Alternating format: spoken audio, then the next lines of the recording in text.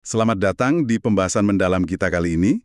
Kita punya satu sumber menarik nih, buku Great Communication Secrets of Great Leaders, karya John Baldoni. Isinya penuh contoh nyata loh. Ada Winston Churchill, terus ada juga Katharine Graham, tentang gimana sih komunikasi itu bisa jadi kunci sukses buat pemimpin. Iya. Dan fokus kita hari ini tuh mau coba bedah rahasia di baliknya. Bukan cuma soal apa sih yang diomongin, tapi lebih ke gimana pesannya itu dirancang. Terus gimana cara menyampaikannya, dan yang paling penting mungkin ya, gimana caranya biar pesan itu tuh bener-bener nempel, bermakna gitu buat Anda. Siap ya kita telusuri bareng? Oke, siap banget. Langsung aja kalau gitu. Nah, Baldoni ini menekankan kalau komunikasi kepemimpinan itu bukan cuma katakanlah pidato sekali atau ngirim memo gitu aja. Ini lebih kayak sebuah siklus yang jalan terus. Mengembangkan pesan atau develop, terus menyampaikan, deliver, dan terakhir mempertahankan, sustain. Kayak nggak ada habisnya ya prosesnya? Betul sekali. Ini bukan 3 tahap yang kepisah gitu, tapi fase-fase yang saling ngunci, muter terus. Pemimpin yang efektif itu sadar banget kalau mereka, ya setiap hari ada di dalam siklus ini. Coba kita bedah yang pertama dulu ya, mengembangkan pesan. Ini fondasinya nih. Menarik. Jadi ini bukan sekedar merangkai kata-kata yang bagus aja gitu. Apa sih yang bikin pesan itu kokoh menurut Baldoni? Intinya itu akarnya harus kuat. Akarnya di mana? Di nilai-nilai. Nilai pribadi Anda, nilai organisasi juga, dan yang nggak kalah penting, konsistensi. Jadi apa yang Anda bilang itu harus nyambung sama tindakan Anda. Tujuannya jelas banget, bangun kepercayaan.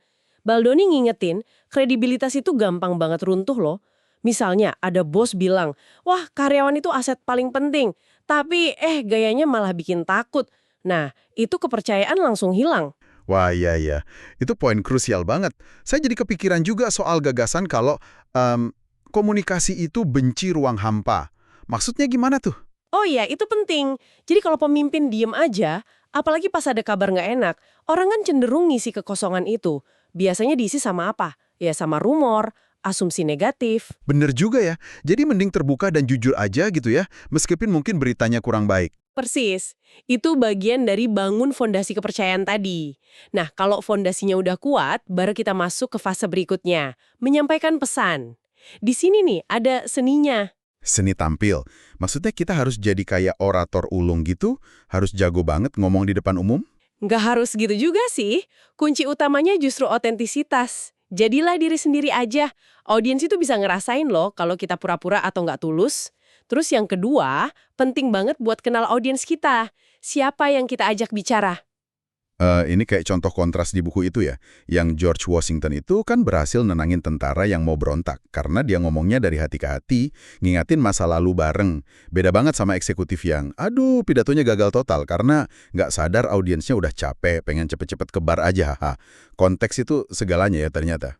Iya banget, konteks itu penting. Dan selain kata-kata, jangan lupain juga kekuatan bahasa tubuh dan suara kita. Kontak mata, gestur yang pas, nada suara yang meyakinkan. Bahkan jeda sebentar itu bisa ngaruh banget loh. Jadi bukan cuma soal milih kata yang tepat aja. Oke. Pesan udah dirancang baik-baik, terus disampaikannya juga udah otentik. Tapi kok seringnya berhenti di situ ya? Padahal kan masih ada fase ketiga, mempertahankan pesan. Kenapa ya ini sering kelewat? Mungkin ya. Mungkin karena dianggap kerjaannya udah selesai gitu, udah ngomong ya udah. Padahal, pesan sehebat apapun bisa hilang kalau nggak dirawat. Mempertahankan itu artinya ya kita harus terus mendengarkan. Aktif cari umpan balik, feedback, komunikasi kan 2 arah.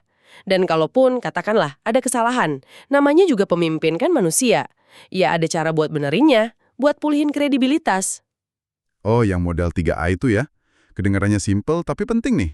Dari bawahannya, ini bikin pesan jadi relevan terus.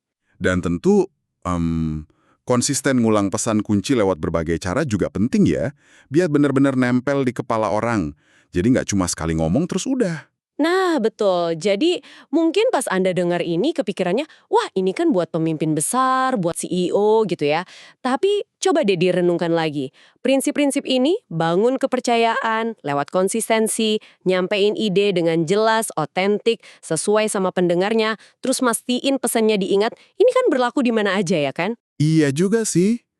Mau mimpin tim kecil, proyek, atau bahkan cuma mau bikin rekan kerja lebih paham ide kita, ini semua kepake banget. Betul. Mau di level manapun, kemampuan ini fundamental. Bener banget. Ini jadi bawa kita ke pemikiran penutup nih kayaknya. Iya. Jadi kan Baldoni ini banyak bahas pemimpin dalam struktur yang formal ya, ada jabatannya jelas. Nah ini jadi mikir, gimana ya prinsip-prinsip tadi, bangun trust, otentik, sustain pesan, kalau konteksnya itu nggak ada hierarki yang jelas. Coba bayangin pas Anda perlu yakinin teman selevel di kantor, atau teman main, atau bahkan keluarga. Kan Anda nggak punya jabatan buat jadi sandaran. Kekuatan Anda ya cuma di ide Anda sama hubungan personal aja. Nah gimana caranya biar pesan Anda itu bertahan? Diterima dalam situasi kayak gitu. Sesuatu buat Anda pikirkan mungkin? Wah, pertanyaan yang menarik banget buat direnungkan sendiri ya. Oke deh, terima kasih banyak sudah menyimak pembahasan mendalam kita kali ini. Sampai ketemu lagi di kesempatan berikutnya.